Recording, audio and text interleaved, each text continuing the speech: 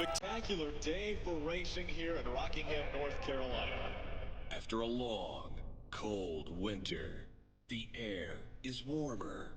The surface has thawed, and as time ticks away, a little track, known as the Rock, patiently waits for that perfect day. An historic day, the Rock now having stock car racing once again. Anticipating the next crop of talent, brave enough to try and conquer it. Tire management, well, that's the talk in the garage area. And all that waiting, Green flag in the air. is finally over. Gonna battle it out side by side. All over this racetrack. Who will get the position? His first ever. He is victorious.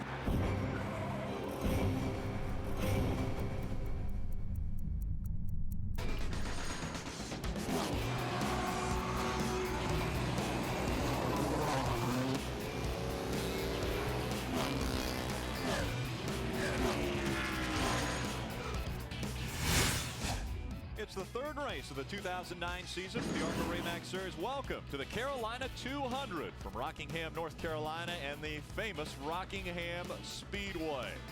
We are on the track and about ready to get a green flag because they are talking rain in the area. It's already passed through the Charlotte area. We are east of there, so we have got the cars rolling around the racetrack and waiting for the green flag to get this one underway quickly.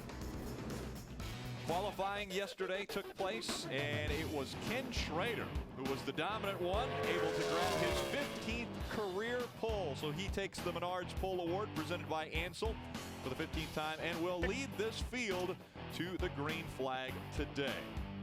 The starting grid's going to roll across the top of the screen, the Remax starting grid. We take a look at our race analysis, Phil. Yeah, 200 miles, 200 laps, 1 mile, high banked oval here. You see the pit window's about 85 to 95 laps. Don't really think that's going to come into play. These guys would love to get new tires every 40, 50, maybe 60 laps. They have 4 sets for this race. That's going to be key if you can hold on to a set of tires longer than anybody else.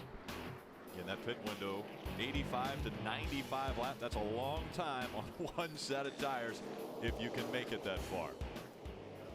We'll ride along with a few different drivers. Tim George being one. He will carry one of our cameras in the number 2.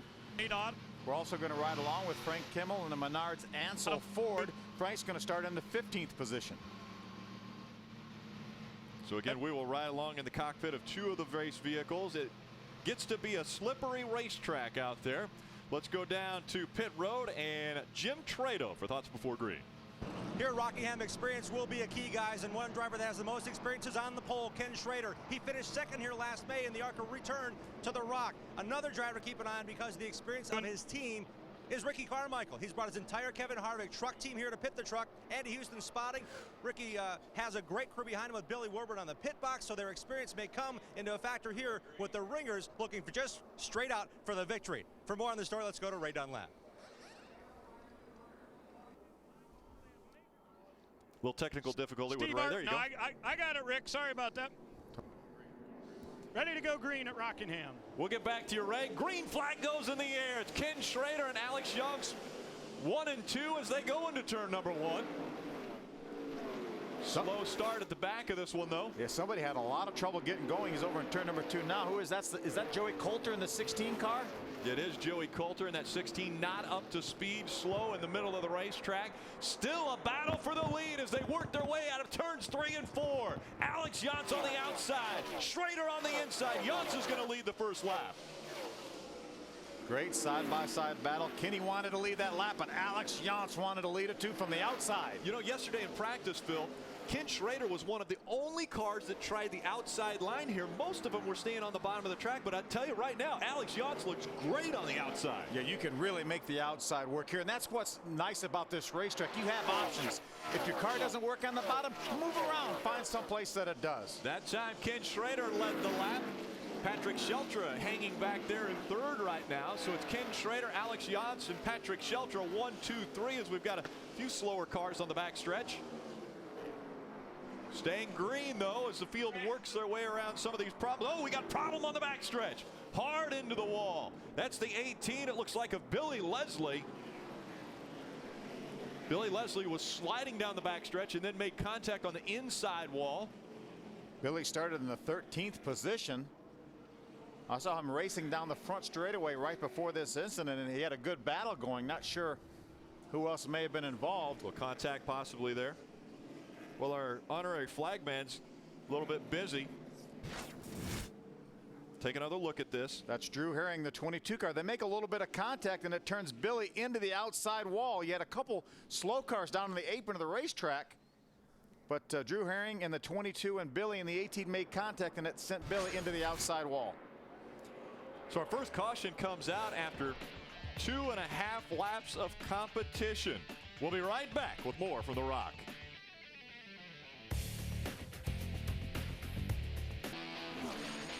Speed's coverage of the ARCA Re Series is brought to you by RE/MAX. Outstanding agents, outstanding results.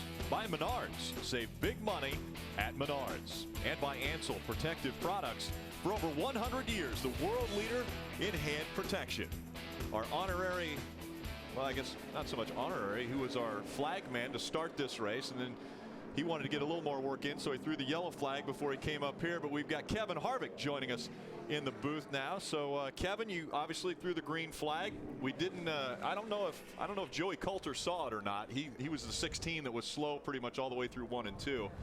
But I thought you did a fine job.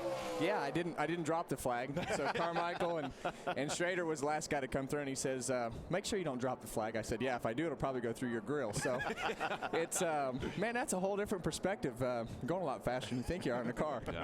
Yeah. No, and we did a little checking on you. We're going to check back on this right now and find out what took place with this accident. Actually, this is the start where you were working. Yeah, watch the 16 car. He's right there in the middle of the field and slows down. A couple guys do a nice job avoiding him, and that really jumbled up the field, but that had nothing to do with the incident that we saw in the backstretch with Billy Leslie.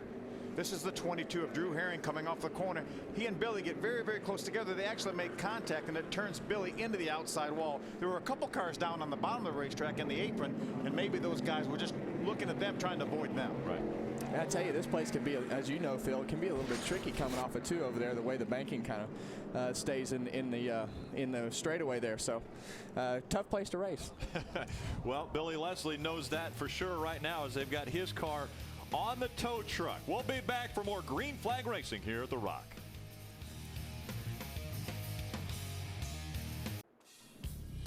And welcome back again. Our first caution came out on lap 2. We had completed 2 laps, I guess, and on the 3rd lap we had problems on the backstretch with the 22 and the 18.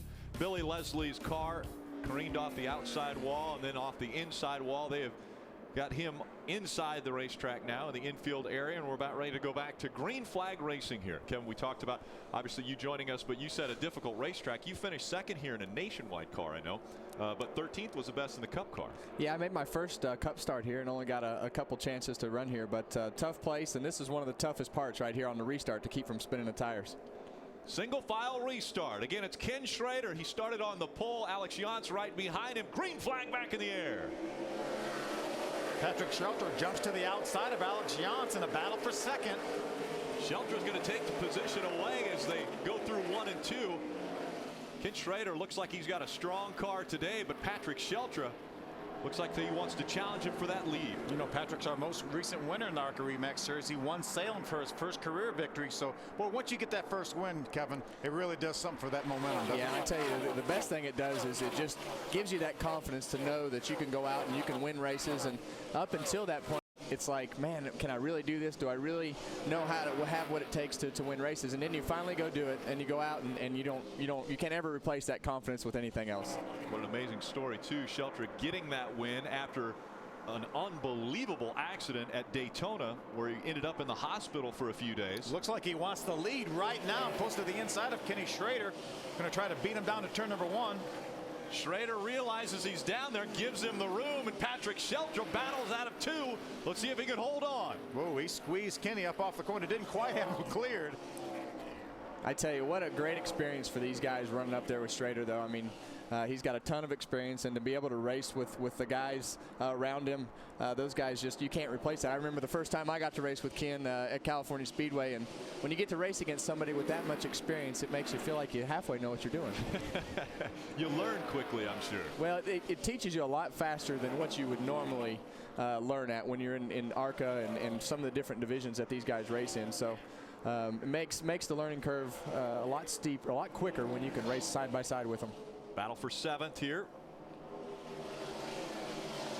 It's a 0-9 of Grant and Finger, and the 22 is behind that group. That's the 81 Craig Ghost on the inside, one of the 4 Eddie Sharp cars in the field. And there's Drew Herring, the 22, got a little bit tight up off the corner. Had to squeeze out of it to keep from running into the 0-9. We're seeing a lot of different lines here early on in this race. That's a great sign. Oh, that's the great part about this racetrack, and it was always tough for me. But you slide around, and the tires wear out, and then you'll see a lot of people that run really good at the beginning of the run, and then you'll see a lot of people start to back up, and you see cars going to the top of the racetrack, to the bottom of the racetrack, and that's what makes this place so much fun to race on. Jim Trado, what's happening? Well, as you mentioned on the start, guys, Joey Coulter, an aspiring rookie in his second top 10 qualifying effort, had the transmission stick between gears on the start. They came down pit road twice under that caution. They think they have it freed up, so Joey Coulter, under the veteran direction of Harold Harley, have the car fixed, but that was the issue. Transmission issues on the initial start for the 16 of Coulter. Let's go to Ray. Jim, I wanted to add on the 20 at the top of the show, I've never seen so many changes on a race car. Steve Arpin pulled behind the wall, and his crew chief Wayne Carroll said, we're going to throw everything at it but the kitchen sink. They changed the right front spring, the right rear spring. They dropped the track bar all the way down. A lot of changes. He was not happy with this car. And remember, they impounded it. He got these changes done before the green flag. Again, that was footage from earlier. There's your car right there, Ricky Carmichael. Now, Kevin, what kind of advice did you give Ricky coming over here to this racetrack? Well, he told me he didn't want any advice today. I told him he needed to be a little more aggressive at Martinsville, and I learned a valuable lesson as an owner there that, you know, when you hire a driver, they have their own style, their own techniques, and the best thing we can do for Ricky is just give him advice. He's a very professional racer, whether it was in NASCAR or ARCA or whatever it was in. You know, on the motocross side, he's still learned how to race, and I have to let him be his own person. And that's the biggest reason that we wanted to come here today, was just to let him make laps before we went to Kansas next week, and just get him in race conditions was the most important thing for us. Battle for the lead here. Ken Schrader now on the back bumper of that 60 of Patrick Shelter once again. Again, Ken Schrader started on the pole today. Alex Yance led the first lap. Ken Schrader was able to take over the top spot. We had our first caution, and now Patrick Shelter charged to the front. He was able to lead a few laps, and here comes Schrader. And this is a classic example of what this racetrack promotes. It's wide, but it promotes taking care of your stuff. And you can see Schrader's just kind of pacing himself. I hadn't looked at the lap times, but I bet you that he's not going to vary as much as a lot of the other guys today. He's not going to go as fast at the beginning, but he's not going to fall off as much at the end.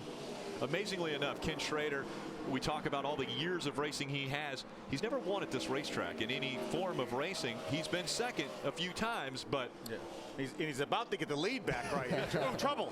Problems. Turn 3, we've got another car turned around down on the bottom of the racetrack. That's the 31 of Brent Breivik. A lot of history with that name in the ARCA Re Max Series. His father Bob, a champion in the ARCA Re Max Series. Tough break for Brent, though, making his first ARCA start. Saw the window net down. That's obviously a good sign, letting the track officials know that he's okay. Ray Dunlap. Guys, just wanted to add on that, you know, when Bob Breivik ran in ARCA all those years back when he won the 90 championship, his car number was 34. And guess what? Today is his 34th wedding anniversary with wife Shelley. So they're celebrating Brent's first start here at Rockingham on the same day of their 34th anniversary. Well, and I'm not sure this is much of a celebration here for the Breivik family, having that damage to the race car. You know, Kevin, we talk about tires at this racetrack. Let's take a look at what happened to Brent right here. He's on the inside. Comes off the corner. That's Brian Eichler in the A car. And they must have made a little bit of contact because it got that 31 wiggling and unfortunately lost control of it, hit the inside wall. And that's the hard part about coming off of turn 2, because that back straightaway is so banked, it's hard to, judge the thing. Again, this was the battle for the lead. Patrick Shelter had it. Ken Schrader crosses just in front of him. And takes the lead. Takes the lead away from Patrick Shelter. And that's when the caution came out. Again, Brent Breivik on the back stretch got turned around and into the inside wall. They're going to clean that up. And while they do that, we'll take a quick break and be right back with more from Rockingham.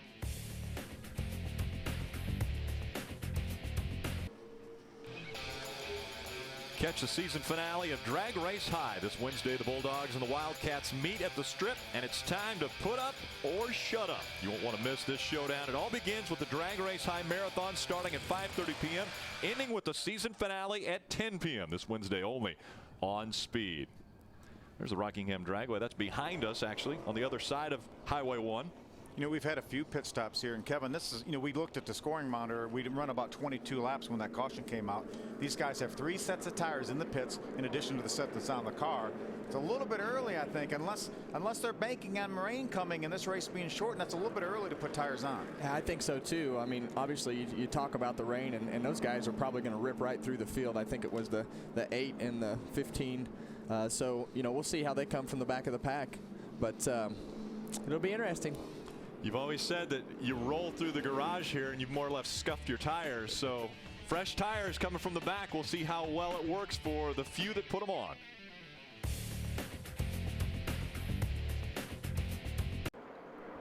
Welcome back. Green flag has just come out. This will complete the first lap after the restart. Ken Schrader again started right in front of Patrick Sheltra. Now he's put about 4 car lengths between himself and second place Sheltra. Now battle going on for the second position. That's Joey Coulter. That had a transmission problem. He's actually 3 laps down. It looks like he has a great race car, but unfortunately 3 laps down.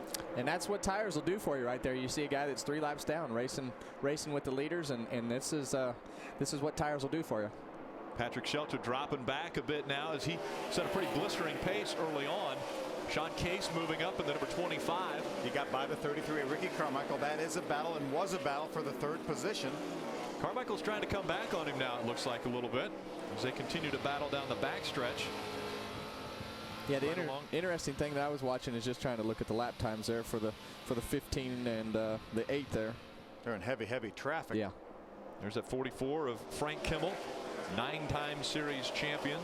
And you see the 16 went by the leader there. So you see the best car in the field is gotten passed by a car that's 3 laps down just because of tires. I used to say there's no better feeling on earth as a race car driver to have new tires at a place like Rockingham or the old Darlington before they repaved it, and everybody else on old tires. Oh yeah, because you feel like He-Man. You can go anywhere you want as fast as you want, and you know, that's the hard thing about these places is decide when to put your tires on, and if you get out of sync with everybody else, you better have something happen so that it's to your advantage, or you'll be beat really bad a couple seconds a lap at the end. We saw that last year. It was a longer race. It was 312 miles, 500 kilometers. And Joey Logano won that race, and he saved a set of tires. He forego putting his tires on one pit stop, and he only dropped back to about 3rd or 4th. And then at the end, he had an extra set of tires, and it was all over. Then he just drove by them all. Alex Yant started this race on the outside of row number 1. He's dropped all the way back to 20th. Jim, what's going on? They said the car was running hot. As crew chief NASCAR veteran Brian Frazier said the car was running hot. They came down pit road, pulled tape, did not change tires, so they are on that tire conservation mode, but they gave up a lot of track position, guys, to get that tape off the grill to get it cooled down.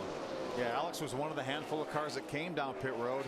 Obviously saved those tires. Bryant knows how important tires are here at Rockingham. He has a lot of experience. Actually won a Busch championship back in the day with Steve Grissom. Right.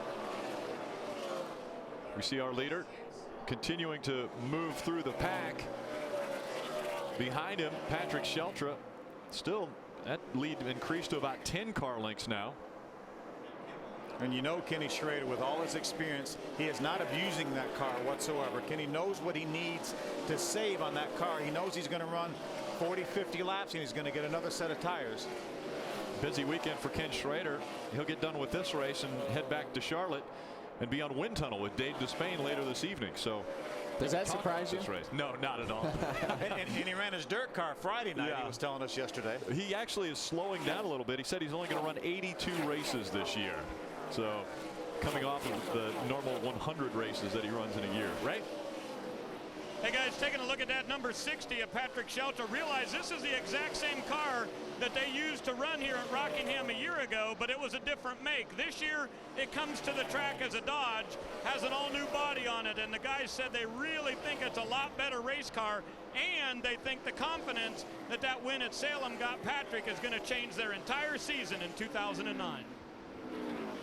I'll tell you what a focused driver he has become starting in the 2009 season. Getting that first win in our last race at Salem. But such a horrible accident at Daytona. Unbelievable. And the rehab that he had to go through to come back from that to be ready to go at Salem was amazing. Let's take a look back at the pass that Parker Kligerman had on the 44 of Frank Kimmel. Kligerman leading our Rookie of the Year points. That's a battle for the 9th position right now. I know Penske, this is one of Penske's driver development programs right here. They are extremely high on this young man. He has run 4 ARCA Remax races prior to today. He's never finished out of the top 10, including his best finish last time out at Salem when he finished 3rd. So very, very high on him. Chris Carrier, another guy with a lot of Cup and Busch experience, is on top of the pit box there. He said this is one kid to keep an eye on. And he's not scheduled to run the entire season, but right now he's sitting 2nd in the point standings. As you mentioned, a 7th and a 3rd place finish in the first 2 races, and he's looking strong here again. I just want to hear you say his name 3 times real fast.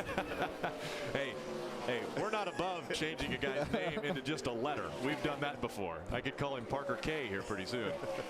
I'll stick with Parker. We're already seeing the blue flag with the yellow stripe coming out for a few drivers. Move over. The guys are coming through. Parker was continuing the battle. Looked like he got by the 22 car of Drew Herring. That was a battle for position. That moves Parker up to the 7th spot. There's Ricky right in front of him. Yeah, and the 32. That's a battle for position. That's a battle for 5th right there. Matt Merrill and Ricky Carmichael battling for position, and right behind him Parker Kligerman. And here's the part that gets tricky is when they come up to lap traffic, and you know some of these guys have a little more experience than others in knowing where to go and when to go because you catch them so fast. The 77 is moving through the pack though. I mean, he's running really competitive times with the front 3 going through traffic. And again, Parker Kligerman started this race in 19th position. Out in front, it's still Ken Schrader.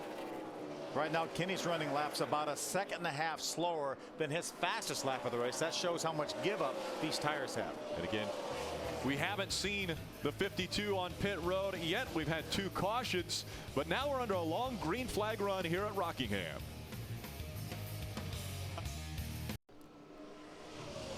Friday on Speed, the ARCA Remax Series will take center stage in Talladega, where there'll be plenty of 3-wide racing action. See NASCAR's future talent fight it out at the biggest track on the circuit. Catch the ARCA Remax Series live from Talladega Friday at 5 o'clock Eastern, right here on Speed. Always a lot of action at that place. Saw Rob Brent. Actually heard him go by. Kevin, you could hear that thing blowing up before it blew up. Yeah, you could hear it either drop a cylinder or something there. Something in the valve train probably went wrong first, but that's not a good day. And there's such a good rule in ARCA is they have the rev limiter, so that's probably not anything to do with over revving it. See Ken Schrader putting cars a lap down, continuing to put cars a lap down. As a matter of fact, that was the 16 that got past Ken Schrader on the restart, but now the tires have equalized. Yeah, exactly. And then Kenny was able to get back by him. So right now Kenny's running some very, very good competitive laps. We really need to keep an eye on Parker Kligerman. He is already up to the 4th position. He got by Justin Lofton just a few moments ago, and he's running very comparable lap times to Kenny Schrader. He may have the 2nd best car here at the racetrack. I tell you right now as a driver, when your stuff is off, like some of these guys' cars are off, you're screaming for tires. We need a caution. There's debris everywhere, and they're ready to pit, I promise you, 50 laps in. And as a crew chief, that's probably really what you do is when you have 3 sets of tires, you just split it up into the 3 most equal sections that you can to try to have the minimum amount of laps that you can on your tires on each run. And we've run long enough now. We've completed 49 laps. Kenny coming down now to complete 50. We know that the next time the caution comes out, everybody's coming in for tires, because with 4 sets of tires, 3 in the pits, 1 in the car, you divide that by 200 by 4 and you get 50 laps. So it would be perfect right now if these guys could come in and put tires on. Yeah, that would make the crew chief's job a lot easier. If they came out every 50 laps, you wouldn't have to work too hard to earn your money that day. So the lap times of Patrick Sheltra. Yeah, full 2 seconds off his fastest lap time of the race. And that's really pretty much indicative of all the guys up front. Kenny Schrader, that time ran a lap 2.2 seconds slower than his fastest lap of the race. And that's how much give up you have here. And it's not an indictment on Hoosier. Houdini couldn't build a tire no here way. That's not going to give up. No. That's Sean Caisse running 3rd right now. Haven't talked a lot about him as of yet. Jim, what are they talking about with that team? Well, they're just talking about some minor adjustments on the pit stop. Billy Venturini and this crew have really got this car figured out because it's the same car that won here at the Rock with Joey Logano behind the wheel. I talked to Sean Caisse before the race. He said we were just going to ride. We don't need to push this thing. We have the fastest car in practice. We hope to get the pole, but if we're running 6 when we come in for tires, we're okay. It's all about riding early on. Those are the thoughts of Sean Caisse. Let's check in to see what Ray Dunlap has dug up down on pit road. Well, I'm watching the number 6 car, Jim, and you know, he won the first 2 poles of the season and thought he had a car good enough to win the pole here yesterday. But today, Justin Lofton's car is way loose coming off of the corners. He started 5th today and has not been able to advance that position. Continues to run in 5th with his Lofton Camry because it is really, really loose coming off. I would say we're getting close to a caution, guys. I saw Brian Silas go through 3 and 4, and there wasn't enough room. Yeah, I saw him come off at 2, and you could see that there was one lap car in the middle and another one coming, and he didn't have enough racetrack to make it there. I saw Kevin's body language trying to get him through there a little bit. Yeah, there was a lot of moving right there to help out that 11, making it through 3 and 4. But again, we're still under green. Oh, there it comes. The yellow flag has flown, but it's not for, it looks like, any spins on the racetrack. Got a smoker down in the middle of the backstretch. Yep, it is Parker Kligerman. Parker Kligerman, we just talked about how well he was running, and it's the 77 that spins in 1 and 2. And that may have been after the caution came out. I wouldn't doubt that maybe he backed off and maybe he got nudged from behind or whatever. I believe that happened after the caution came out, but he's going to stay on the lead lap. He's going to lose a lot of track position, but everyone will be coming to pit road to get tires, so he will not be hurt by that. Other than the track position, he will lose. Had made it all the way up to the 4th spot. He was trying to chase down Sean Chase and wasn't able to get there before the caution came out. Now, as you mentioned, when you come to Rockingham, fresh tires are what makes a driver feel very good, and a lot of these guys are coming down pit road here now that the 3rd caution of the day has come out. Again, out in front of this field, it's Ken Schrader, Patrick Sheltra. They're 1 and 2. Sean Caisse, Justin Lofton on our monitors being scored in the 4th position, but we might go back to the last loop and see if it was actually Parker Kligerman that was running 4th when the caution came out. Looks as though pit road is still closed, so they will make another trip around this mile-long racetrack. Let's find out why we're under caution. Take a look. Oh, he just got loose. Just got loose getting in. Yeah. I thought that almost saved that car. I don't think he hit anything. I don't think he hit the inside wall, did he? Looks pretty straight there from that angle. I think he's going to be okay. Well, I know that's not what he wanted, but it will be exciting to watch him come through the field again. We saw that car smoking, though, down the middle of the backstretch before the 77 of Parker, so maybe there was something on the racetrack. Yeah, there very possibly could have been. What may have caused him to get loose getting in 1. Safety crew is looking in turn number 1 right now.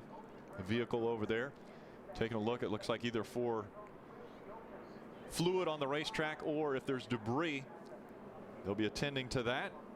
Ken Schrader will bring the field onto pit road now as pit road is open.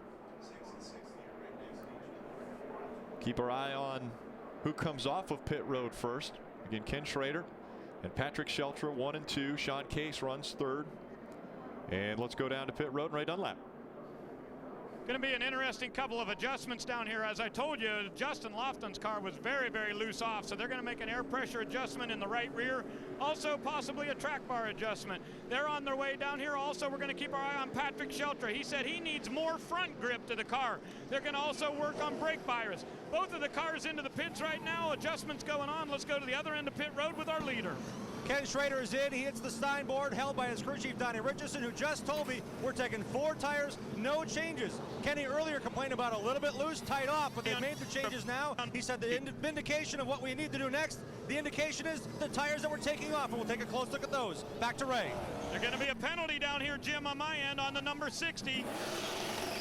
Not sure. I'll check what the penalty is, but they've made a call, and they held him for 5 seconds.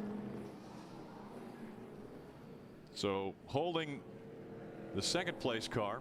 Kenny Schrader wins that battle off pit road. Here comes Ricky Carmichael, the 33, then the 6 of Justin Lofton, and the 25 of Sean Caisse. There you see the 60 of Patrick Sheltra coming off of pit road, followed by, it looked like the 51 of Ryan Crane. So after starting on the pole today, Ken Schrader has been out front and has looked extremely strong. Patrick Shelter with a miscue on pit road. We'll find out more later. Welcome back again under our third caution of the day from Rockingham Speedway in the Carolina 200, third event for the ARCA Re Series. The lucky dog goes to the 20 of Steve Arpin, so he will get a lap back. Get back on the lead lap. Right now we have 21 cars on the lead lap here at the Rock. Let's go back down to Ray Dunlap. Well, guys, we want to take a look at some video on that pit stop. We found out the reason that Patrick Shelter was penalized there is they called him for having the crew members over the wall way too early. Now, you get 2 pit stalls, your guys can jump over the wall, so we'll take a look at that. And guys from the booth, give me your opinion on that. Did his guys get over there too early? Realize there is a break in the wall in between his pit stall and Justin Lofton's. Jim? Realizing that his boss is in the booth with us on speed, Kevin Harvick's team came down, and for Ricky Carmichael in the 33 car, the team that pit him, went down on the track bar to give him a little bit more. There's going to be a penalty down here, Jim, on my end on the number 60. He came out second behind Schrader. Also an update on the 25 of Sean Caisse, the driver that was in contention, running third. And indeed, that car was extremely loose, extremely loose. They had to tighten it up quite a bit. That's why they may have lost a little bit of track time and getting out fourth rather than a little bit better on the stop. But they had to really tighten it up for Sean Caisse, who had his hands full. Back to Ray.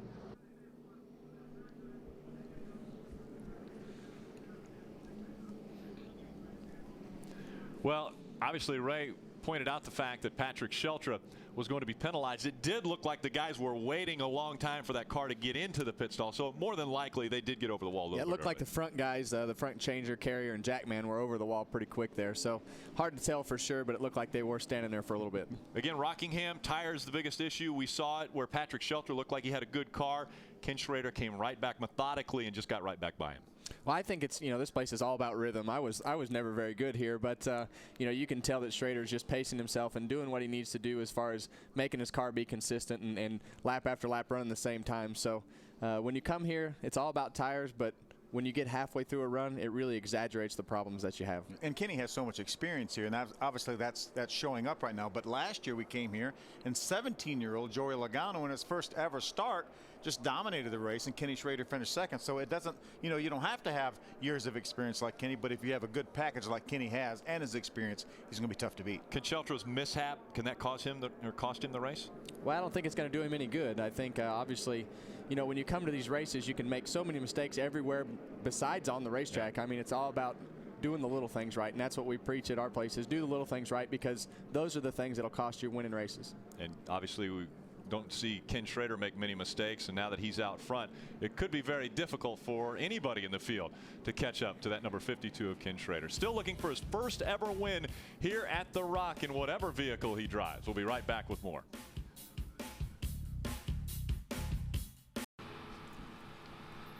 The new Speed Mobile is bigger and better than ever. It's the best of SpeedTV.com, built exclusively for your mobile phone. Stay up to date with the latest racing, automotive, and motorcycle information while on the go. Go to m.speedtv.com on your cell phone today. Kevin, we have an opportunity to talk to several of the drivers, and why don't we let you see if you want to talk to your driver out there. All right, let's see what he's up to. Hey, Ricky, this is Kevin in the booth. You got a copy? Well, what do you think of your first race here at Rockingham, bud? Dude, it's slippery, man. Just holding on, just trying to get as much as you can get, and at the same time, just try to keep it straight. So I'm having fun. We had a right rear go down there, so I think that was half my problem. I'm hoping. So if we're doing that good with the tire going down, I feel pretty good. Well, good. You got a lot of experience there in front of you, so keep up the good work, and we'll be watching. All right. Wow, that didn't sound like a boss at all. I thought you were going to yell at him or something. Well, he might yell back, actually.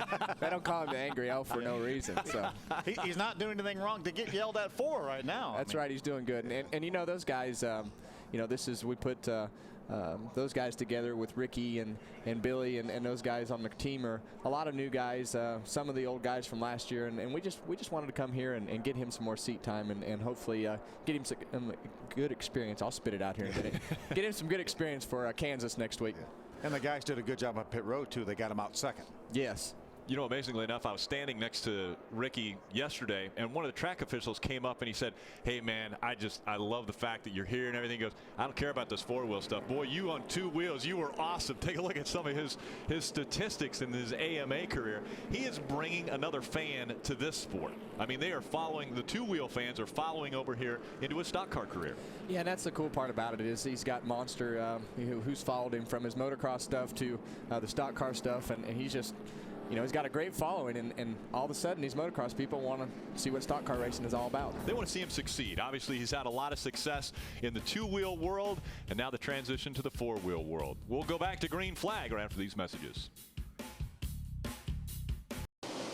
Welcome back. First lap complete after a restart. It's still Ken Schrader out front. Ricky Carmichael with a really good restart was able to stay right on the back bumper through one lap, and now Schrader's put some distance between him and second. It looks like something may be wrong with Patrick Shelter. He restarted in fifth position. They go in the corner. He just rides all the way up the racetrack, and guys are able to drive by him on the inside. You see right there Grant Enfinger in the 09 trying to get by Patrick, and there's Frank Kimmel, the 44 right behind him, as well as the 22 of Drew Herring. And again, the reason Sheltra is back there is because he was held on pit road. His crew jumped over the wall just a bit too early, so they held him for 5 seconds. He dropped back to the 5th position for the restart. But as you mentioned, Phil, he was a really strong car at the beginning of this race and doesn't look to have that same strength now. And some of that could be the air pressure being really low. A lot of these guys try to run the air pressure as low as they can because the tires slide around and build up so much here. And it looks like they're not coil bound on that particular car. So low air pressure, they were probably traveled to the max. And as rough as this place is, it could just be getting over on that right front and touching the frame. Great battle here from 5th on back. Patrick was able to go. There's Drew Herring, the 22. Drew has some experience here. He finished second last fall in the USAR race here.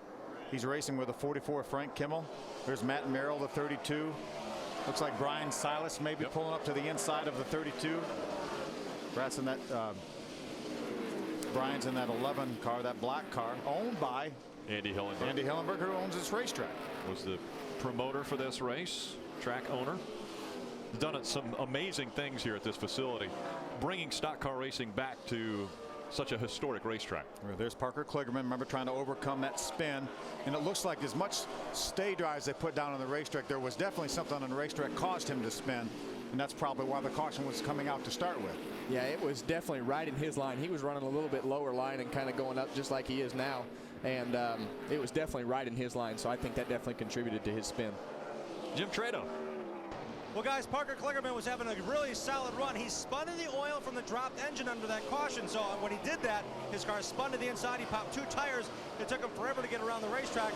All they did was a small chassis adjustment for Chris Carey. So we went a half round in the left rear and 4 tires. So Kligerman may resume that pace, but it was spinning in the oil after it was down. That cost him all that track time in the 77.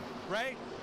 Jim, I want to talk about Allie Owens. She started today back in 17th, and Kevin Harvick was talking about coil bind. Well, today is the first time ever for Allie in a coil bind setup, and she has worked her way all the way up to 9th place. But as the green just came back out on this restart, her car did not go very well, and she is slowly dropping back through the running order. Had a really good car in the early stages. Whoa, problem on the back stretch. That's the 16 getting turned around. Joey Coulter. Looked like the 6 of Justin Lofton was right behind Joey, and they made some contact. I don't know if Joey moved up the racetrack and pinned the 6 of Justin Lofton against the wall, but Joey's going to pay the price. Well, that was building up for a few laps there. You could see that they were getting a little bit frustrated with the lap car kind of being in the middle of their battle there, and I think he just might have got a little bit impatient, but we'll see what happens on the replay here. Remember, that's Joey Coulter that had the problem, the transmission problem on the very start of the race. Good race car, but 3 laps down. Take another look at what happened. Again, we're looking for the 16 car up on the outside. The other's contact right there. Yeah, he just got a little nudge from the behind from the 6 car, and that turned him sideways. Then he overcorrected, got into the outside wall. But it doesn't take much, especially the back of that car gets so light coming off that corner, turn number 2. Just a little bit of a nudge from Justin Lofton, and it got him sideways. So our 4th caution of the afternoon has come out. Again, it's an overcast day. We're closing in on the halfway point. Do you change your strategy at all this close to lap 100? Well, I think as you know the rain could be coming, and you're really in a crew chief's nightmare. So it's here's your lucky dog Brian Eichler, but you get stuck in a window here where you say, all right, I'm racing halfway, and then after you get to that, then you race like you normally would for a 200 lap race. Again, we started a little quicker thinking there might be precipitation in the area. Nothing has fallen to the track to this point. We'll be right back.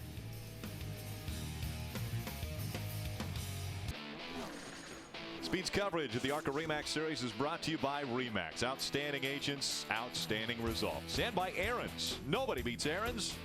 Nobody. Giving a 1 to go signal right here. Breezy day in Rockingham, North Carolina. And Kevin, I want to touch on it. You mentioned obviously the coil bound situation, or we talked a little bit about it. Is there anything you can compare that to? I mean, us guys who've never been in a race car, but maybe driven a go-kart, is it somewhat like that? Well, at this place, it would be like going from your street car to a go-kart because it's very rigid. That's actually one of the hardest things to get used to when you're going from a conventional setup to a coil bind setup. You have so many bumps here, it feels like the tires are actually coming off the ground. But when you get it right, if it's not right, you can screw the car up a whole lot faster than you can conventionally. So that's why a lot of people don't venture to the coil bind setup when you get to places like this. But the guys who really have it down run coil bound, and it actually rides fairly smooth, but it's still rougher than it would be conventional. And what a coil bind is the spring coils actually physically touch, and they want to try to keep them touching all the way around the racetrack. Obviously, you get to travel in turns, but they want to keep the front end down for aerodynamic reasons down the straightaway as well. Yeah, the downforce is definitely more important than the mechanical grip at this place. Green flag back in the air. Ken Schrader, Ricky Carmichael, Sean Caisse, 1, 2, 3 as they turn into one. Carmichael hugging that white line on the bottom of the racetrack. We see 3 different lines out of our top 3. Schrader goes high, Carmichael stayed low, and Sean Caisse was right in the middle. Sean was the fastest car in practice leading up to qualifying, and got a little bit loose off turn number 4, but good battle going for second on Ricky. Looks like he's got it. Took the position away, and now he sets his sights on the veteran, Ken Schrader. You saw the difference in momentum. Man, that 25 car is fast, but you saw the difference in momentum from the top side to the bottom side there on that restart. It's all about momentum. Ricky Carmichael drops back to third. Ken Schrader still holding on to the top spot. Jim? Well, his crew was pacing back and forth during that extended caution, and they kept saying, the track's good, guys. And they brought ARCA officials over to tell them, the track's good, let's go green, let's go green. The best thing that Ken Schrader just heard was, we're going back racing, so he can get at least a halfway, and something does roll in here.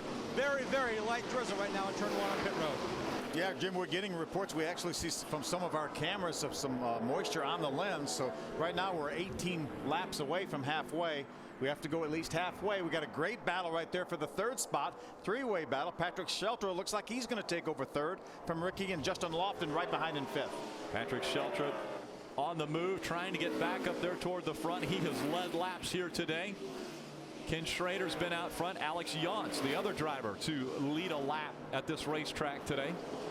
You can almost feel the intensity level picked up, like they think it's going to rain, because that 25 car took off, and those guys are keeping up with Schrader right now. Ken Schrader out in front. Again, we talk about the halfway point. It would be official if we went past halfway and this race did get rained out. Yeah, I think all the Speedway officials here will do all they can do, as well as the ARCA RE/MAX officials, to try to get the track dry if we have a window, if there's just some sporadic rain. But right now, Kenny Schrader wants at least to get to halfway, and then he probably would be fine with it raining then. I'm sure he'd be really good with it. Oh, a short day for Ken Schrader. Not very many of those. Again, out front, Sean Caisse has been on his back bumper. Really, he's kept the closest to Schrader as out of about anyone that's been up front today. Schrader has been able to pull away, normally put 5 to 10 car lengths between himself and second place, but Sean Caisse keeps the momentum up a little bit longer entering the corners, it looks like. Yeah, and you know Kenny Schrader's smart enough to look in that mirror and say, as long as I keep him 3 or 4 car lengths behind me, then I'm ahead of him. And I know I may have to save these tires a little bit. Yeah, I tell you, these veteran guys, you know, like Schrader, this happened to me one time in Bakersfield, California in about 1999. Hornaday ran on the outside and just went as fast as he had to go to just let me burn my stuff up. And you can see that Schrader's just still in that momentum, and Caisse is right on his bumper, but how hard is he using his car? Was Mesa Marin, was that your home track? Yes, sir. You were one of the guys that came from the West Coast and has made a brilliant career out of stock car racing. Here comes Sean Caisse. This is for the lead. Sean Caisse to the inside. Schrader on the outside. Not a lot of room down the backstretch. And both cars wiggling. Kenny wiggled down over in 1 and 2, and then Sean a little bit as they got off turn number 2. Great side-by-side battle for the lead. And they know it's raining. They know it's a chance to rain, and they know that this could be the race for the win. Sean pinched down on the bottom of the racetrack. Ken Schrader holds on to that top spot. A great battle for the lead.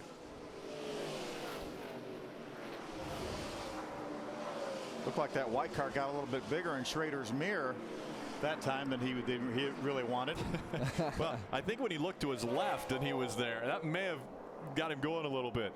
Here's a battle for 7. Remember how good that 77 car was when they got some laps on their tires. Remember, he restarted this race on back outside the top 10.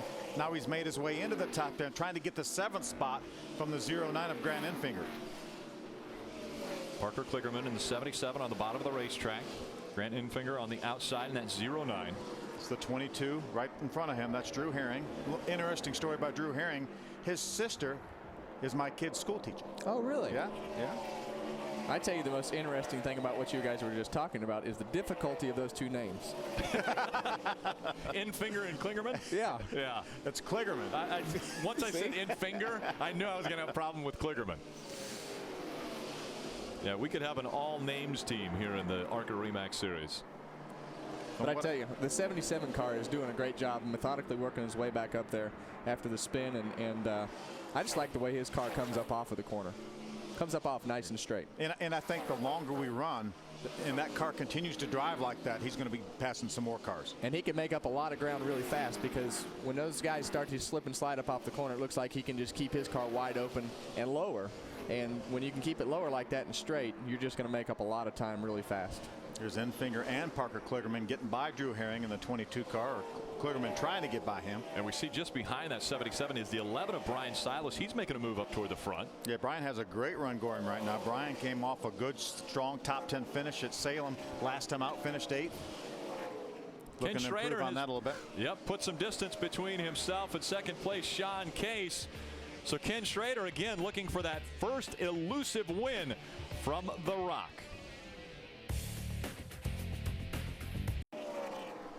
Welcome back to the Rock. Carolina 200 taking place here, the third event for the 2009 season, the ARCA Remax Series. Ken Schrader still dominating as he's been able to put about 6-7 car lengths between he and Sean Caisse, that 25 that's behind him. He opened up about almost a second lead on Sean Caisse, but Sean has closed it back to about 0.6 of a second. Sean had a runner-up finish last year. He only ran a handful of ARCA Remax races, and it was really, really fast. Sat on pole, a pole or two, and got a couple top 5 finishes, including a second. You feel like it's a matter of time before Sean Caisse's career really takes off. I mean, he had some success running in the Camping World East Series, and from that point, he just hasn't gotten into the right ride, it seems like, to really showcase his talents. Yeah, we put him in the 33 Nationwide car a couple of years ago at Dover. He did a really good job and just had a little bit of trouble in qualifying and wrecked the car. But he's done a really good job in kind of rectifying everything that he did wrong in those situations, and just really getting a lot of experience right now. Good sign right there, that halfway signal. The big cross right now as they go past. After 100 laps are complete, we're past the halfway point. Ken Schrader still out front. Ray Dunlap. You know, Rick, you guys are talking about Sean Caisse. I want to add another driver to that list that we want to keep an eye on throughout the course of the season, and that would be the driver of number 8, Brian Eichler. If you have not heard of this young man, write down his name. I promise you, you're going to hear a lot from him over the course of the next year.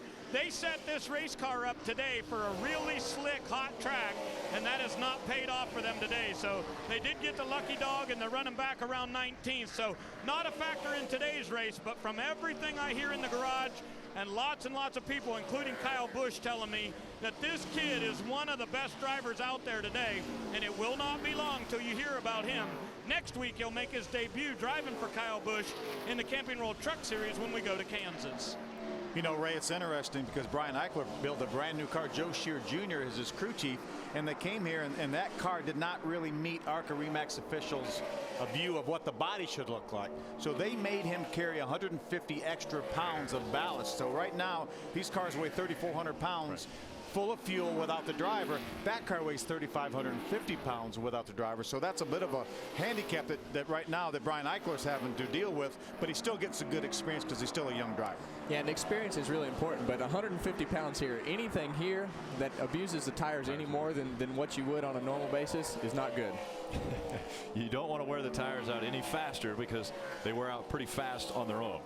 Do you know that as many times as NASCAR ran here, there's never been a rain-shortened race? Really? As many times as NASCAR's run here. They actually started a race on Sunday. It rained. They had to finish it on Monday, but they have never run less than the prescribed distance. Wow, that's an interesting stat. Well, you'd have it too if Russell knew your cell phone number, because Russell is watching at home and sending little notes to us, like the one about, well, the fact that you were passed with 21 laps to go by Jamie McMurray. And our caution comes out once again. Problems for Ken Weaver in the number 4 as he slides on the front stretch. It looks like Ken did not make any contact with anything. It looks like the right front tire is flat. He may have been trying to get onto pit road and looks like he could not get slowed down enough. There's marks coming off of turn number 4 where it looks like he was sliding. Boy, just about perfect. We've run 105 laps. It was lap 57 when everybody came in to put tires on. Another almost 50 laps. It's perfect timing, making a crew chief's job easy. That's right. They are making it a lot easier on him.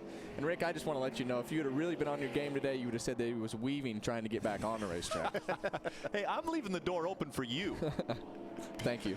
Okay. Ken Weaver obviously bringing out our 5th caution of the race, and you guys talk about the cautions falling perfectly for tire wear. See him get loose coming off turn number 4 there and spins. Actually does a little half spin and then actually saves the car. And then he's weaving, trying to get back onto the racetrack. Rick, you can't use it after he already said how to use it. The leaders are on pit road. Here they come. Ken Schrader, Sean Caisse, followed by Gabby DiCarlo and Patrick Sheltra. Ray Dunlap. And Lofton's car still just a little bit twitchy coming off the corner. So once again, they're going to make an air pressure adjustment on this number 6 car. Right in front of him, Patrick Sheltra came in. Crew was better this time. He almost got the car out of the box, just barely got it in there. Right side tires go on. They'll come around to do 4 tires on each of these stops. Jim? 4 tires the call for Ken Schrader. He's got no changes on the tires, but they went one round down in the right rear. So adjustment, the first of the day for Ken Schrader as he's down and away on this end of pit road. Boy, Schrader's bunch is doing it on pit road, aren't they? Taking care of Ken. There's Sheltra, Justin Lofton side by side exiting pit road. Looks like there's Ricky Carmichael again coming out, looks like 2nd. Sean Caisse, the 25, in 3rd. Parker Kligerman also coming off of pit road. We will line them back up for the restart when we come back.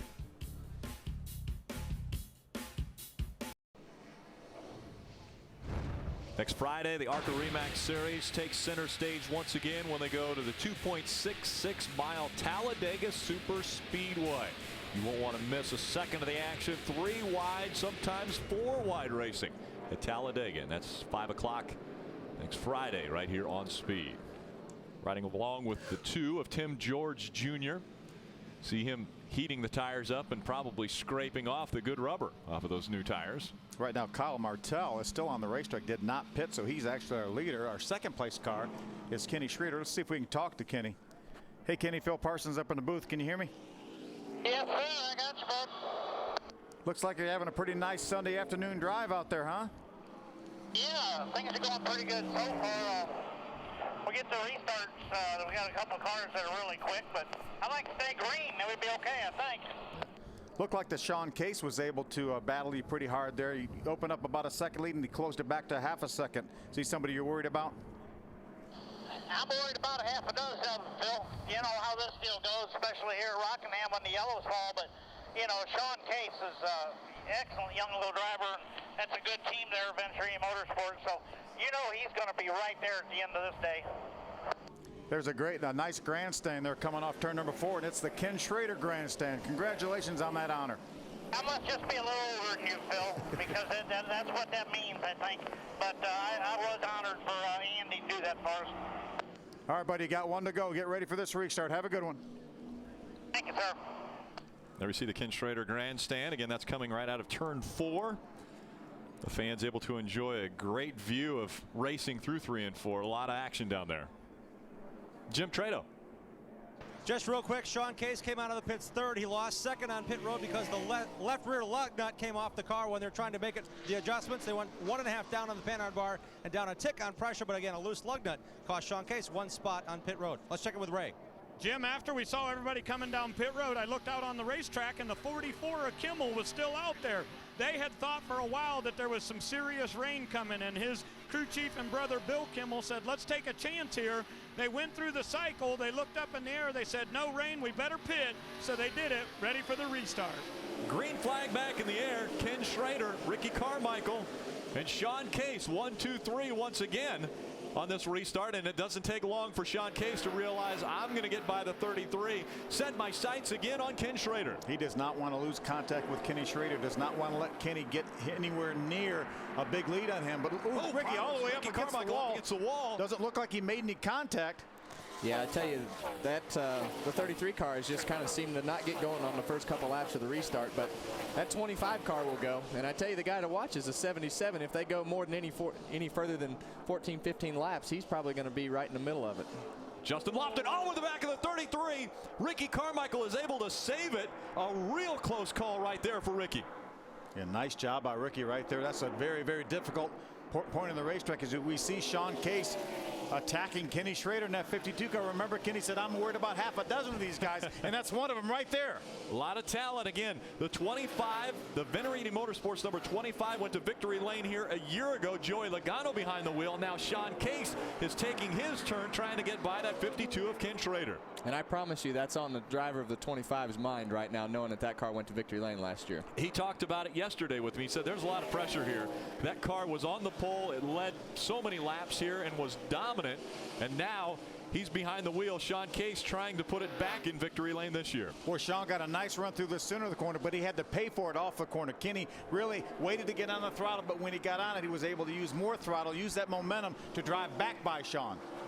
But I'm telling you, keep an eye on that 77 car, Kevin. The 77 car, I'm telling you, if they go more than a few laps here under green, he's going to be one of the cars to beat. I think him and Schrader are really good on the long runs. I think the 25 goes good on the short runs here, but the 77 car, I like the way it comes up off the corner. Do you like the line? Is he taking the right line around this racetrack? He's not pinching it down too tight, not sailing up the racetrack too far? Well, I mean, as good as his car's been working later in the runs, I mean, it's obviously not hurting the tires too much, so they've got the setup all about right, it looks like. Ken Schrader, Sean Caisse, Parker Kligerman. They're your top three. Then we've got Patrick Sheltra running fourth. Fifth is Justin Lofton. Problems for the 8 car. Yeah, it looks like he bounced off the wall. You can see the concrete dust between the wheel and the tire bead, unfortunately for Brian Eichler. And Brian Eichler a week ago at Greenville Pickens Speedway comes home victorious. You saw that on Speed on Thursday. That is so easy to do at this racetrack. I mean, you think you have new tires and you want to get just a little bit extra out of it, and you think you can do that, and all of a sudden the thing slips and you're in the wall before you even know what happens. Yeah, how eager are you, knowing that the tires are good for the first couple laps, to try to accomplish maybe too much? Well, I think you see guys like the 25 car and you see them take off really well, and you're behind them and you say, well, I got to go as fast as they do. And I think that's what you saw Ricky do. He just tried to get a little bit extra on the restart there, trying to push his car, and just got a little bit too high there. So the field spreading out once again. Ken Schrader has been the one out front most of the day. Sean Caisse has been able to get to the inside a few times, but has not been able to lead a lap yet today. We'll be right back with more.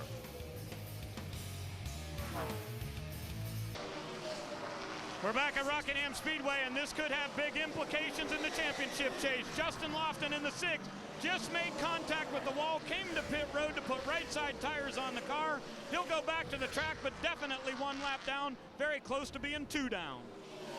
He's got to watch pit road speed. Let's take another look at what happened. He's just going to get loose there and has to chase it up the hill. Makes pretty good contact with the outside wall that brought him to pit road. And you've kind of seen that coming today. You can see the guys who have kind of taken their time and make sure that they stay in that rhythm. And I think he just got a little bit too aggressive a couple times today. You saw him get into the lap car back there, and you saw him get loose off of 4 there, just pushing a little too hard. Another car that seemed to have a problem was Patrick Sheltra, coming off of 2, slowed down the backstretch, and it looks like he's back up to speed now. Yeah, by the time he got back over to our position in the front stretch, he was back up to speed. Not sure exactly what happened. He's being shown in the 4th spot now.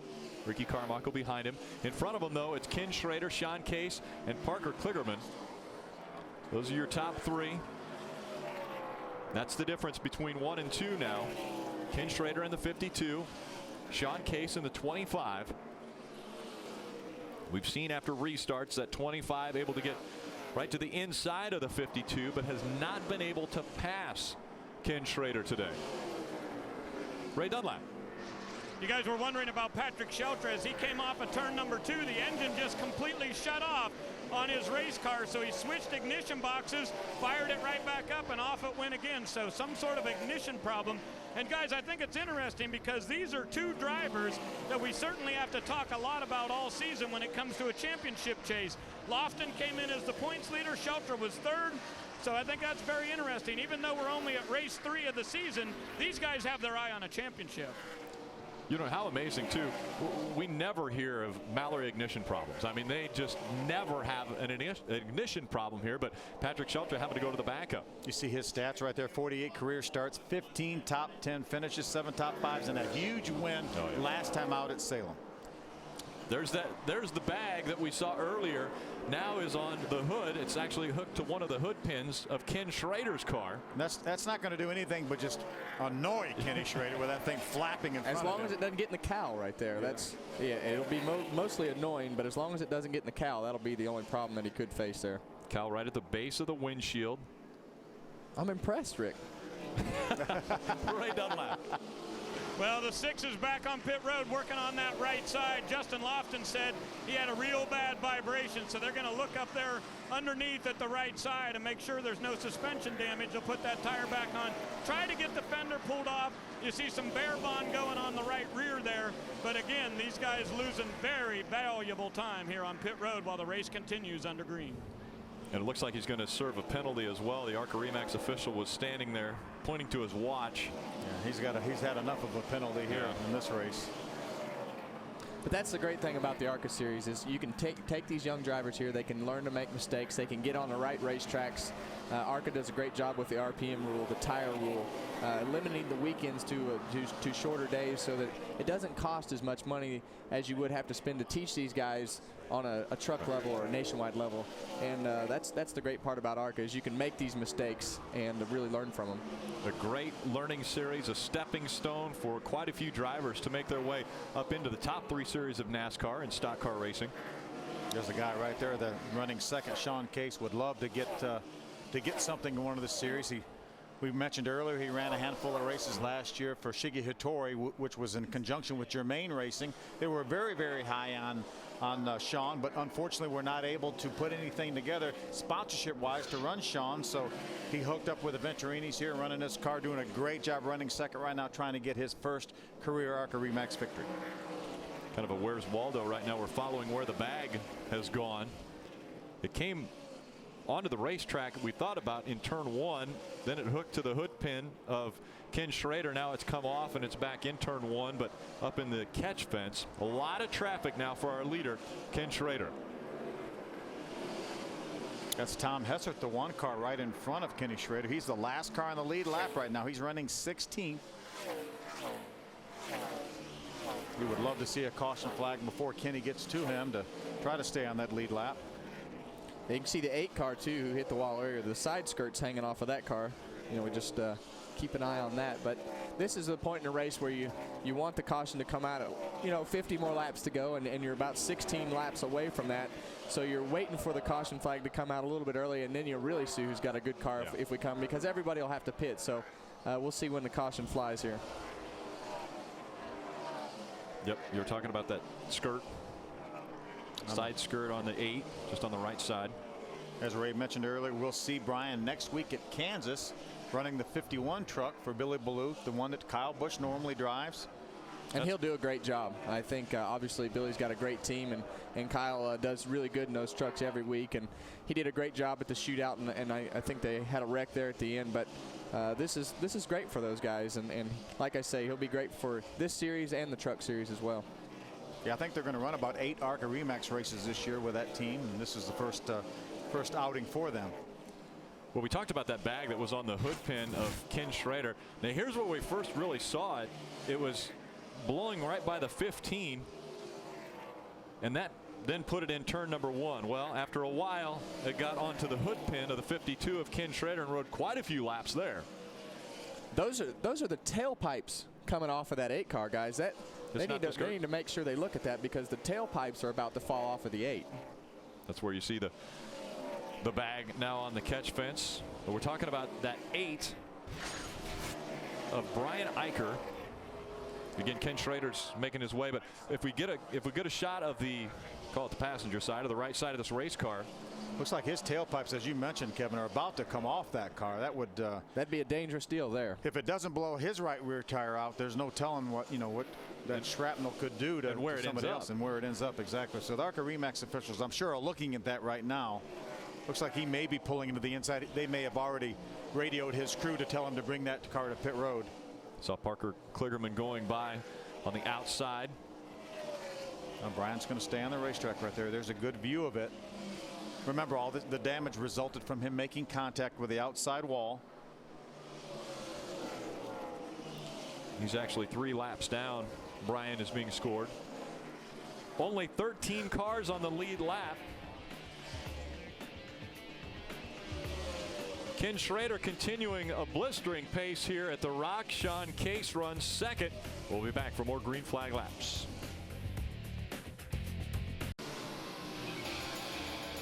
Wednesday on Speed, it's the Drag Race High Marathon starting at 5:30 p.m. and ending with the season finale at 10 p.m. Again, that's Wednesday only right here on Speed. Drag Race High. The Bulldogs and the Wildcats meet up once again. Riding along with the 2 of Tim George there. That was actually a good shot of the ignition box that we were talking about earlier, Mallory ignition box. Ken Schrader still in front of the field. And behind him it's Sean Caisse, but now Sean Caisse is back 2.5 seconds from Ken Schrader. Yeah, and Parker Kligerman, the 3rd place car, is about 7 seconds behind right now. We really felt like he was going to be the guy, if we got a long run, that would maybe make a run at Kenny. He's not been able to keep the pace. Back there just a little bit further is Craig Goss, and Craig Goss is driving the number 81. It's another one of Eddie Sharp Racing's cars, and just kind of the history of that. Patrick Donahue's the crew chief. He was the guy who got Michael McDowell moving through this series and up into the Cup Series. Then he worked with Scott Speed. He has now progressed on to the Cup Series, and now he's working with Craig Goss. Yeah, Patrick said that Craig Goss really has what it takes. He said he's a good listener. He said if I tell him to run against the wall, he runs against the wall. If I tell him to run the apron, he'll run the apron. A really good listener, a quick learner. He said I'm really confident that this kid is going to have some success. Ray, what's going on with that 81 car?